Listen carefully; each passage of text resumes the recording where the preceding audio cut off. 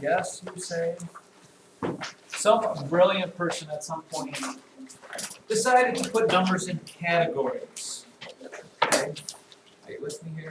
You're looking at this sheet because that's what I'm talking about. Hopefully you'll get the gist of this whole thing here. This is kind of like a Venn diagram kind of thing or whatever there.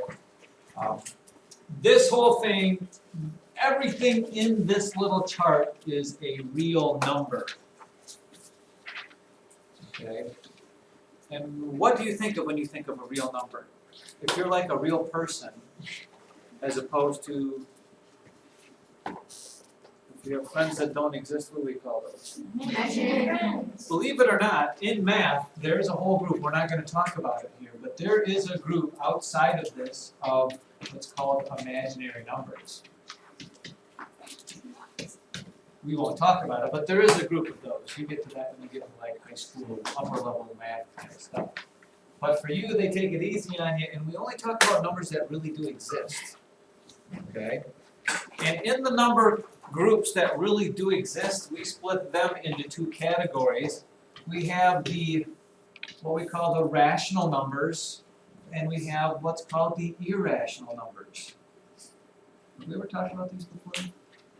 Probably not, maybe. And if you think about what those words mean, maybe it'll give you some indication as to what is what. If you are an irrational person, what does that mean?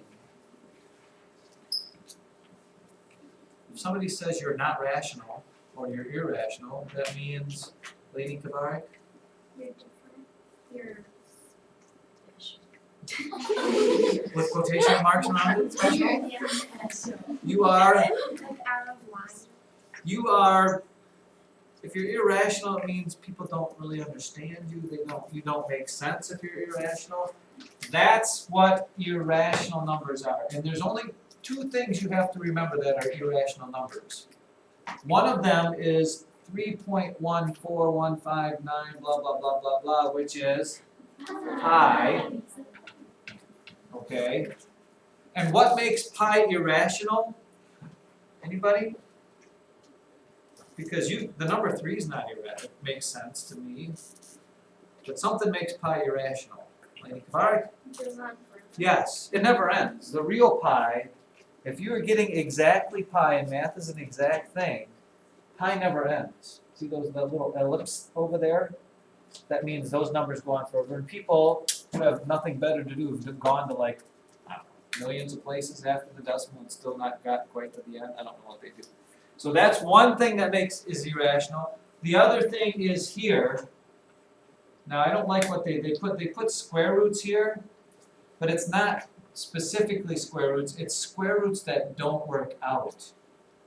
For example, the square root of 2. What same number times itself gives you 2? Anybody? Yeah, what number times itself gives you 2? Well, if 1 times 1 is 1. If you go to a calculator and you put in the square root of 2, square root 2, it gives you 1.414213562373095. And the only reason that stops is because this calculator only has that many digits on it. The square root of 2 does the same thing that pi does. And any square root that doesn't work out evenly goes on forever. Okay, so you could put the square root of 3 in here because there's no square root of 3. You can't put the square root of 4 in this category. The square root of 4 is not irrational because there is a square root of 4. The square root of 4 is 2, 2 times 2.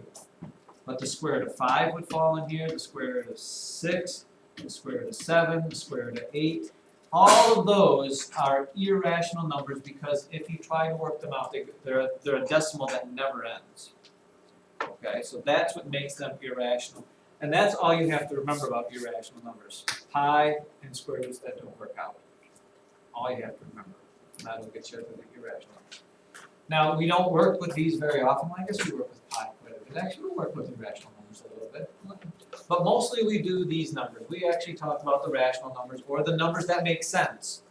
So everything else, whether it be a fraction, a decimal, a whole number, whatever, those are all called rational numbers, because they make sense, so they're easy to deal with. And in the rational numbers, we break them down into smaller groups, okay? Rational numbers are any number that can be fractions, decimals. We should probably go to the smallest group. Well, no, let's go that.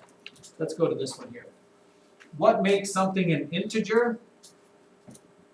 Integers have to be whole numbers, which means they're not decimals, they're not fractions, okay? And they can be positive or negative. Integers are all positive and negative whole numbers. And then going down smaller than that, whole numbers are only the positive numbers. We don't count negative numbers with whole numbers, and they start at 0. And then natural or counting numbers, and I don't know why it has to be this complicated, I would have never done it this way. Natural and counting numbers are the exact same thing as whole numbers, except there's no 0. And the way I remember that is, when your parents taught you to count, if you can remember back those 10, 11 years ago, whatever it is, what did they do? They said 1, 2, 3. They didn't start at 0. They didn't go 0, because 0 is a hard thing. 0 is when you're little, 1 year old. How does your parent show you 0? No, but how do they? I mean, when they say 1, when you're counting something, they have maybe 3 pencils and they'll go 1, 2, 3. But if they wanted to show you 0, what would they show you? Yeah, 0. But then, how do you know what that is? So, you've got the natural counting numbers, which start at 1 and go on forever with whole numbers, positive numbers. Whole numbers just add 0 onto it. Integers add the negatives, and rational numbers are all the decimals and fractions and stuff. If you look at this whole chart here, you should have a really easy time with what we're being do there. Mitch? So when you call them natural or counting numbers, do the two They're words same are thing. made? Okay. Yeah, they are the natural or counting means that those are the same words, they're interchangeable. Okay, now what you have to understand is this. When they ask you to classify a number, if they give you the number 6, do I have room here? If I say classify the number 6, you have to remember that 6 is a natural number, but it is also a whole number,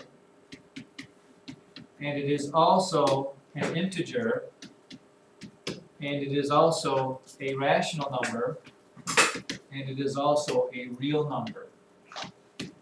So you have to remember, if it's in a box, that's in a box, that's in a box, that's in a box, it belongs to all of those things.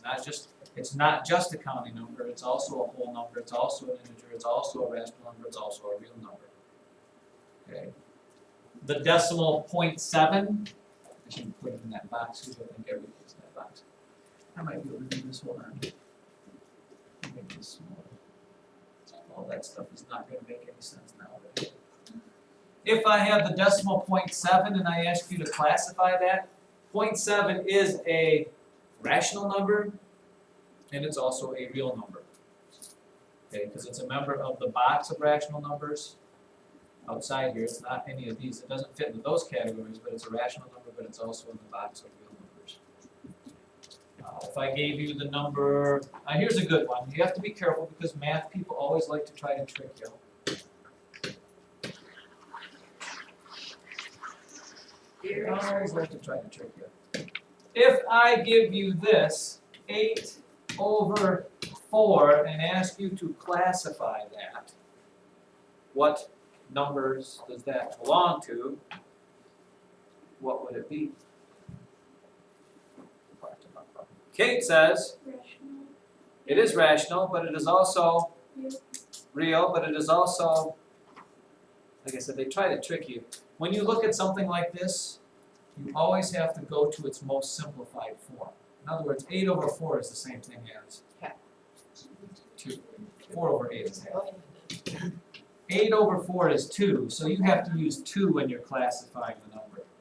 So 2 is a natural, it's a whole, it's an integer, it's a rational, it's a real. It fits into all of those categories. So be careful with that. Okay, they'll try to throw you off. They might give you this, 7 halves. 7 halves belongs to what categories of numbers. Luke? Irrational. Nope. Irrational numbers are only pi and square roots that don't work out. That's the only thing that'll be irrational. This is, Elijah, Rational. it's a rational number, because in its simplified form, it's 3.5. It's a fraction. And fractions are only rational numbers. You can't have fractions with integers, whole numbers, or common numbers. Your parents, when they taught you to count, didn't go by halves, thank goodness. 1/2, 1 and 1/2, 2, 3. They wouldn't do that. Okay? Perfect. That ends just one very small part of what today's whole thing is. Blank piece of paper now.